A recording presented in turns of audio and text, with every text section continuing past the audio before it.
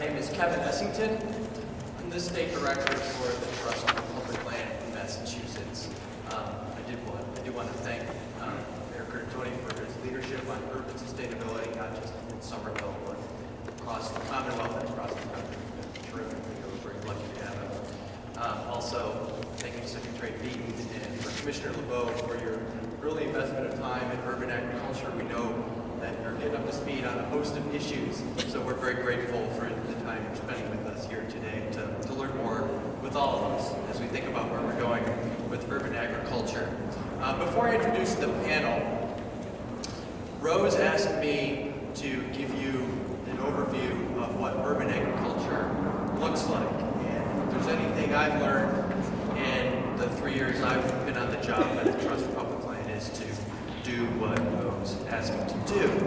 So, urban agriculture is probably most narrowly defined as a physical place that you may go to see food being produced, such as a ground level vegetable garden or farm. Perhaps it's somebody keeping hens and raising chickens, honey production with bees, aquaponics or aquaculture, hydroponics, greenhouses, literal food production at the first part of the food system. Many people, however, would define urban agriculture more broadly as more of a food system that includes food production as well as food processing, value adding, food distribution, composting, the entire network of things we think about. We think about how food is an important part of our lives and our economy. And why is that? Why would we think about food systems in cities in the Commonwealth? Well, many of you, I'm sure, would agree that our food systems do not function as they should, and that leads to many outcomes that most of us would like to reverse. For example, healthy behaviors have been shown to account for 38% of our actual health outcomes, yet receive less than 10% of the total investment in healthcare in America. 18% of Boston's teens drink tax-free soda and energy drinks every day. Boston, Springfield, and Brockton have 30% fewer supermarkets than the national average. The people you're going to hear from on the panel are already making a difference in correcting some of those numbers.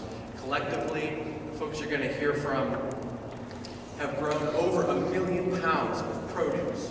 That's right, over 1 million pounds collectively of produce in cities on quarter-acre lots and farms across cities in the Commonwealth. This produce is worth hundreds of thousands of dollars and sold to tens of thousands of customers. So, what does it take to lead an urban agriculture movement in Boston? Well, these five folks have an incredibly diverse background that I want to give you a brief overview of before we kick off with Lydia. Lydia has a background in farming, 10 years of farming experience. It comes to us from Lowell to talk about Mill City Grows. Jessie Manhazi, who's come in from Somerville, actually has a background in the entertainment industry and has redirected her energies back into food, farming, sustainability. Glenn Lloyd has an entrepreneurial background and has started several companies in Boston, including City Growers, which is growing food in Boston for local markets.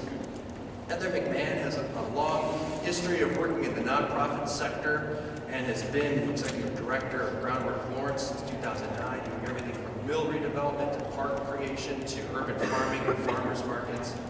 And Ed Cody has a background in financial services and has worked in Boston and New York, and now is directing Nuestros Reyes' work out in Holyoke, working with folks from the Puerto Rican community and helping them stay connected with the land. So you can see it takes a broad section of backgrounds, and if we polled all of you in the audience, I'm sure we'd be pretty amazed at the kinds of talents that we have in the room to get this kind of work done. So with that, I'd love to introduce Lydia Sisson to talk to you about Mill City Grows.